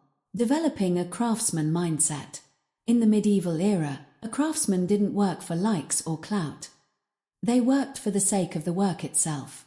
A stonemason would spend months carving a piece of stone that would be placed at the very top of a cathedral where no one would ever see it. Why? Because they were masters. Their reward wasn't the praise of others. It was the knowledge that the rep was done perfectly. You must develop a craftsman's relationship with your daily discipline. You must stop looking for the payoff at the end of the day and start looking for the integrity within the hour. Did you do the work when you said you would? Did you give it your full attention? Did you resist the urge to cut corners? If the answer is yes, you have won. The result is secondary. The boring rep is the victory. Boring is where mastery lives. How to use monotony to your advantage. Boredom is actually a competitive advantage. Why? Because most people are terrified of it. If you can develop the discipline to do the boring things that your competitors find too dull, you will eventually leave them in the dust. If you are willing to spend more time practicing the basics, if you are willing to spend more time researching the details, if you are willing to spend more time in the quiet work that doesn't get noticed, you are building a moat around your career and your life. Your ability to endure the boring is the very thing that makes you extraordinary. The ritualization of the boring. The best way to master the boring representatives is to turn them into rituals. A ritual is a task that has been elevated to a sacred status. When something is a ritual, you don't decide to do it. It is a part of your daily liturgy. The way you open your laptop, the way you prepare your workspace, the way you begin your first rep. By ritualizing the boring parts of your day, you remove the friction of decision. You stop asking, "Do I want to do this?" and start moving through the motions with grace and presence. Rituals turn the grind into a flow. Case study: the 5-year rule. Consider the story of a successful YouTuber who now has millions of subscribers. People see their fame now and think it was a breakthrough. But if you look at their history, they posted one video every Tuesday for 5 years before they hit 10,000 subscribers. For 260 weeks, they sat in a room, edited video, wrote scripts, and dealt with the boring technical glitches, usually for an audience of 12 people. They didn't find a hack. They just mastered the boring representatives of content creation long enough for the compound effect to take over. They were willing to be boring and unsuccessful for longer than anyone else was willing to stay in the game. Chapter 8: Summary and Daily Practice. The path to greatness is paved with the most ordinary bricks you can imagine. Stop looking for the magic brick. Just focus on laying the one in your hand perfectly. The mission. Identify the boring core. What is the one fundamental task in your life or career that you often find yourself trying to shortcut or skip because it's tedious? Data entry, basic drills, housekeeping. The better, not again audit. Today, when you perform that task, I want you to slow down. Don't try to get it done fast. Try to do it with 1% more precision than yesterday. Embrace the plateau. If you feel bored today, congratulate yourself. Boredom is a sign that you have survived the novelty phase and have officially entered the mastery phase. Don't run from the monotony. Lean into it. The breakthrough you are looking for is hidden inside the rep you are trying to avoid. The mantra for Chapter 8. Boring is where mastery lives. Boring is where mastery lives. Boring is where mastery lives. Stay with the rep. Chapter 9. Use discipline to build confidence. Audiobook tone. Inspiring, grounded, and psychologically empowering. We have been sold a massive lie about the nature of confidence. We are told that confidence is something you are born with, a personality trait reserved for the extroverted, the bold, and the lucky. We are told that we need to feel confident before we can start the business, ask for the promotion, or walk into the gym. We spend our lives waiting for a surge of self-esteem that never seems to arrive.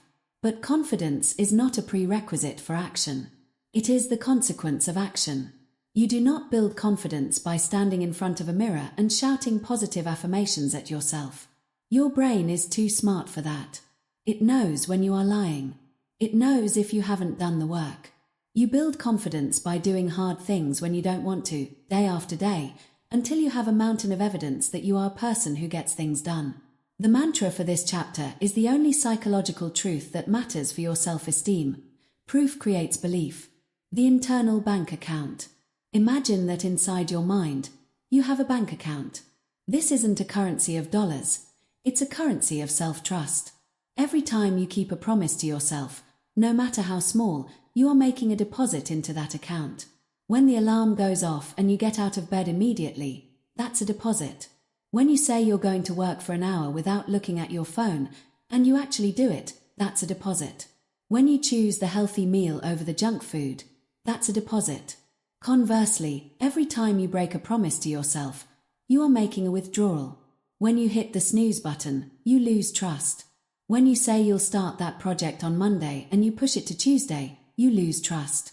When you negotiate with your excuses, you are declaring bankruptcy. Most people suffer from low self-esteem not because of their childhood or their genetics, but because they are self-trust bankrupt. They have made so many withdrawals, they have lied to themselves so many times that they no longer believe a word they say. When they say, "Tomorrow is the day I change," their brain laughs and says, "No, it isn't. We've heard this 1,000 times. Go back to sleep." Proof creates belief. You cannot think your way out of a bankrupt account. You have to act your way back into the black. You need to start making small, undeniable deposits of discipline until your brain has no choice but to believe that you are a winner. The competence-confidence loop. There is a specific cycle that determines how we view our own abilities. It's called the competence-confidence loop. It starts with action. You do something difficult. That action leads to competence. You realize, I can actually do this. That competence leads to confidence. You feel a sense of self-belief. That confidence leads to more action. Most people try to jump straight to the confidence part. They want the feeling without the work. But the loop only moves in one direction. You cannot have the feeling of confidence without the evidence of competence.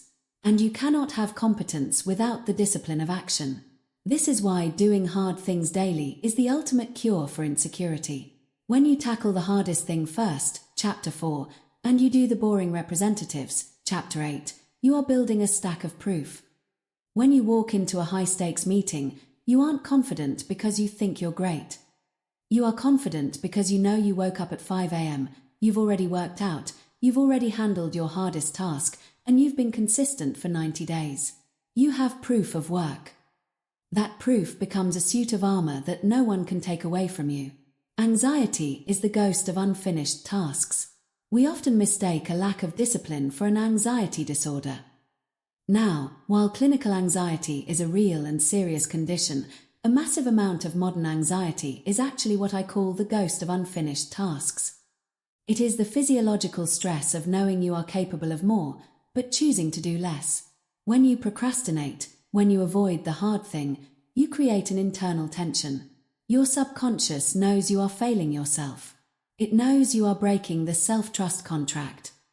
This tension manifests as a heavy feeling in your chest, a racing mind, and a constant sense of dread. The most effective anti-anxiety medication in the world is execution. The moment you stop thinking about the task and start doing the task, the anxiety begins to dissolve. Discipline is the act of quieting the mind by putting the body to work. When you live a disciplined life, you find a level of internal peace that the lazy will never know. You can sleep soundly at night not because you were perfect, but because you didn't leave your potential on the table. You gave the day everything you had. Proof over affirmations. Let's talk about the danger of fake confidence. In the self-help world, people are often taught to visualize success and speak it into existence. While visualization has its place for elite athletes, it is a poison for the undisciplined. If you visualize the win without doing the work, you are tricking your brain into receiving a dopamine hit it didn't earn. This actually reduces your drive to go out and get the real result. Furthermore, deep down, your subconscious knows the difference between a dream and a result. Proof creates belief. If you want to believe you are a writer, stop telling people you are a writer and show your brain 50,000 words. If you want to believe you are a leader, stop reading leadership books and show your brain a team that you have sacrificed for. If you want to believe you are strong, show your brain the calluses on your hands. You don't need to find your confidence. You need to build it, one brick of discipline at a time. The bigger the stack of proof, the smaller the room for doubt. The social shield. Why discipline makes you unstoppable. When you have built confidence through discipline, something magical happens to your social interactions. You stop being reactive to the opinions of others. Why are we so afraid of criticism?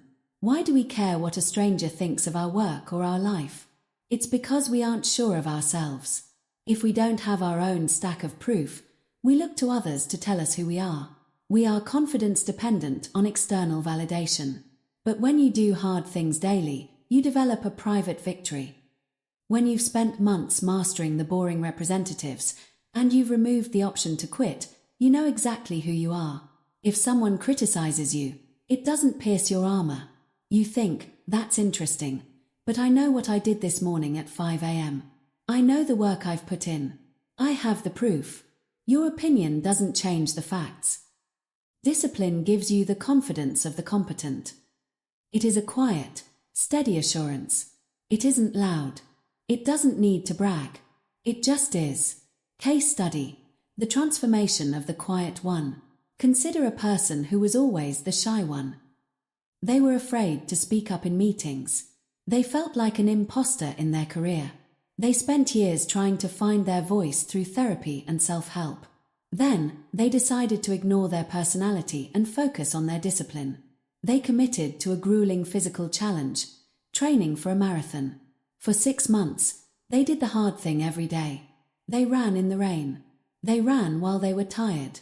They hit their targets every single week. At the end of those 6 months, their personality hadn't changed, but their confidence had exploded. Why? Because they had undeniable proof that they could set a difficult goal and achieve it. That confidence leaked into every other area of their life. They started speaking up at work. Not because they took a public speaking course, but because they no longer felt like an imposter. They had earned their seat at the table through the discipline of the boring representatives. They realized that if they could master their body, they could master a boardroom. Proof creates belief. The feedback loop. How success becomes a habit. As your stack of proof grows, something incredible happens. The hard things get easier. Not because the tasks are actually easier, but because your identity of execution, Chapter 5, is now so strong that your brain no longer wastes energy on the resistance phase. When you have 300 days of discipline behind you, the 301st day isn't a battle of willpower. It is a foregone conclusion. Your brain says, "We are the kind of people who do this. Let's go." This is where you enter the virtuous cycle. Discipline creates results. Results create confidence. Confidence creates the courage to take on even harder things. This is how people reach levels of success that seem impossible to the average person. They didn't start by being superhuman. They started by making one small deposit into their internal bank account, and they never stopped. Confidence in the face of failure. True confidence is not the belief that you will never fail.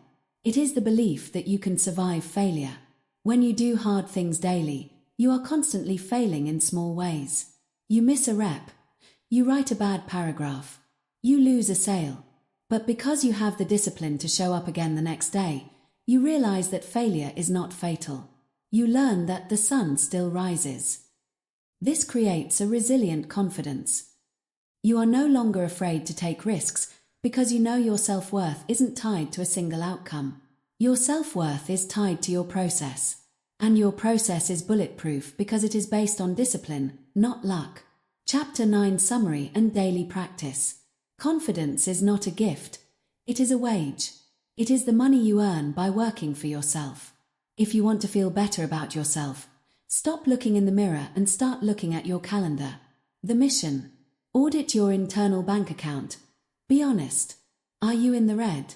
Have you been breaking promises to yourself? Make a micro deposit. Today, set one small, difficult task that you are 100% committed to finishing. It could be as simple as I will not check my phone for the first 30 minutes of work. Document the proof. At the end of the day, write down what you did. Don't write how you felt. Write what you did. This is your first piece of evidence. Stop waiting for the feeling of confidence. It isn't coming to rescue you. Start building the proof. The mantra for Chapter 9. Proof creates belief. Proof creates belief. Proof creates belief. Build your mountain. One brick at a time. Chapter 10. Live as the person who doesn't negotiate. Audiobook tone. Final, authoritative, intense, and deeply personal. We have reached the end of this book, but we are only at the beginning of your new life. Over the previous 9 chapters, we have dismantled the myths of motivation. We have explored the neuroscience of resistance. We have engineered your environment and reshaped your identity. You now have the tools. You have the framework. You have the proof. But there is one final wall to climb. It is the most subtle, yet the most dangerous obstacle to lifelong discipline. It is the voice in your head that thinks it still has a seat at the table. It is the internal negotiator. The ultimate level of discipline is not found in trying harder. It is found in the total cessation of debate. It is found in moving from a life of should to a life of must. The mantra that will define your future, the phrase that must become your operating system, is this: no debate, just action. The internal negotiator. In every moment of decision, when the alarm goes off, when the gym gets hard, when the project gets boring, a trial begins inside your head. On one side, you have your goals. This is the version of you that wants to be healthy, wealthy, and respected. On the other side, you have the internal negotiator. This is your inner attorney for comfort. The negotiator is brilliant. It doesn't tell you to quit forever. That would be too obvious. Instead, it offers a compromise. We'll just sleep for 15 more minutes and work 15 minutes later tonight. It's raining outside. If we run in the rain, we might get sick. Let's do it tomorrow. You've worked so hard today. You deserve to skip the last task. Most people spend their entire lives in a state of constant negotiation. They wake up and they argue with themselves for 30 minutes before getting out of bed. They waste massive amounts of mental energy trying to decide if they are feeling it today. But here is the secret of the world's most disciplined people. They have fired the negotiator. They don't have the debate. When the clock hits 5 a.m., the feet hit the floor. The negotiator starts to speak, and they shut the door. There is no trial. There is no compromise. There is no let's see how I feel. There is only the schedule. No debate, just action. The power of the non-negotiable. Think about the things in your life that are already non-negotiable. Do you negotiate with yourself about whether or not to brush your teeth? Do you lie in bed and wonder if you're motivated to brush your teeth today? No. You just do it. It is a part of your basic hygiene as a human being. Do you negotiate about whether to stop at a red light? No. The light is red, you stop. The decision was made for you by a set of rules long before you arrived at the intersection. Lifelong discipline is the process of moving your goals from the negotiable category to the hygiene category. Working out is no longer an option, it is physical hygiene.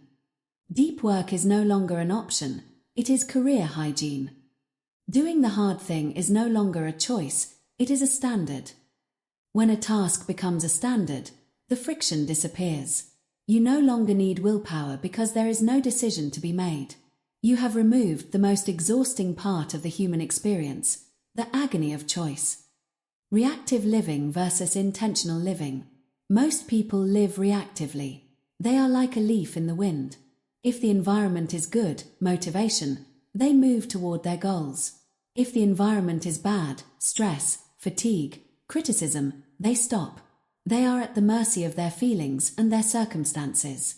The disciplined person lives intentionally. They are governed by a code. A code is a set of predetermined decisions. When you live by a code, you don't care what the weather is like. You don't care how much sleep you got. You don't care if you're in the mood. You follow the code because that is what defines you. No debate, just action. Intentional living means that you have already decided how you will act before the situation even arises.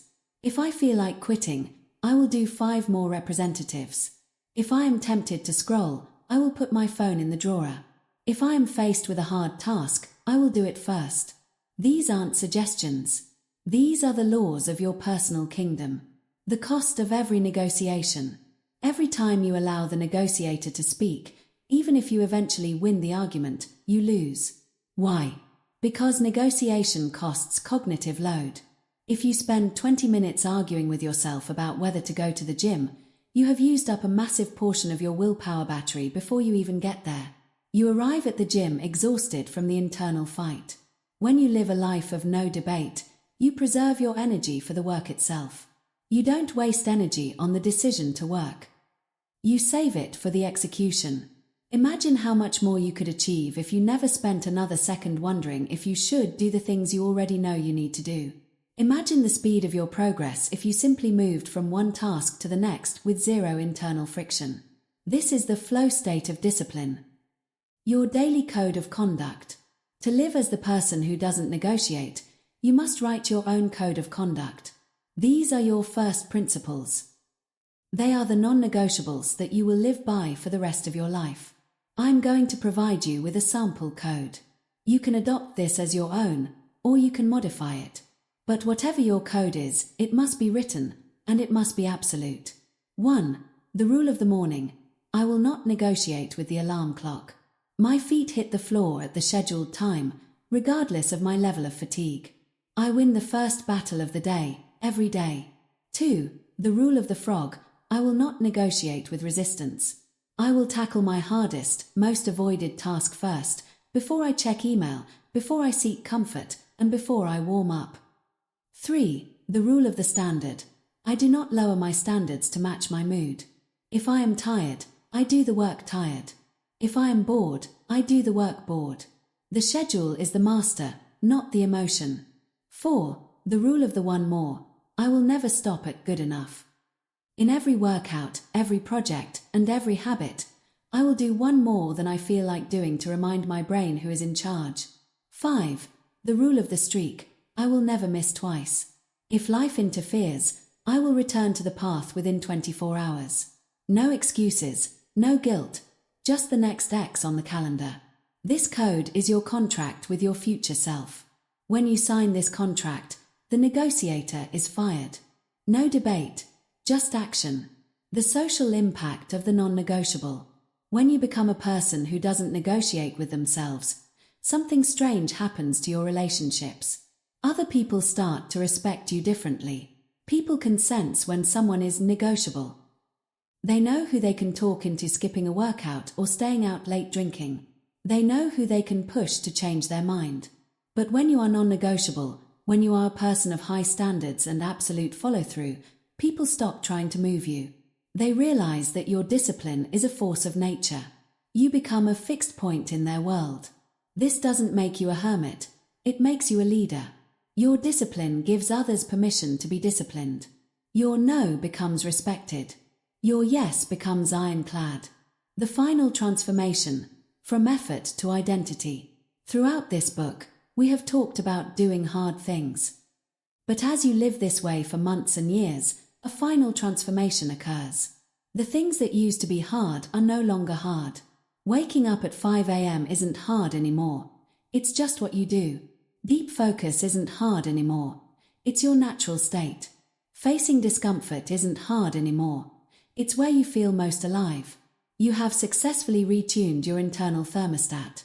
You have reached the level of the unconscious professional. You are no longer practicing discipline. You are discipline. This is the ultimate freedom. The person who can do what they say they will do, regardless of the circumstances, is the most powerful person on the planet. They are not a slave to their impulses. They are not a slave to the economy. They are not a slave to the opinions of others. They are the master of their own soul. A message for the bad days. I want to be clear, this life is not a life of perfection. You will have days where the weight feels too heavy. You will have days where you feel like a failure. You will have days where the negotiator manages to get a word in. When those days come, I want you to remember Chapter 7. Small done daily beats big done rarely. Discipline is not about being a superhero. It is about being a grinder. It is about the person who, when they fall, gets back up and says, "That was a mistake. Now, back to the code." The person who doesn't negotiate isn't someone who never feels weakness. They are someone who has decided that their weakness is no longer an interesting piece of information. They see the weakness, they feel the fatigue, they hear the excuse, and they move anyway. The legacy of discipline. Why do this? Why choose the hard path? Why live a life of non-negotiation? You do it because at the end of your life, you will have to face two kinds of pain, the pain of discipline or the pain of regret. The pain of discipline weighs ounces. It is the sting of a cold shower. It is the burn of a final set. It is the boredom of a long work session. It is temporary, and it leaves you stronger every time. The pain of regret weighs tons. It is the realization that you had potential that you never used. It is the knowledge that you let your life be stolen by comfort, distraction, and negotiation. It is a weight that only gets heavier with time. By choosing the hard things daily, you are protecting yourself from the impossible pain of regret. You are building a life that you can be proud of when you look in the mirror at 80 years old. You are leaving a legacy of strength for your children and your community. Conclusion. Your training is over. Your life begins. This is the end of the audio. In a moment, the sound will stop. What happens in the next 60 seconds will tell me everything I need to know about your future.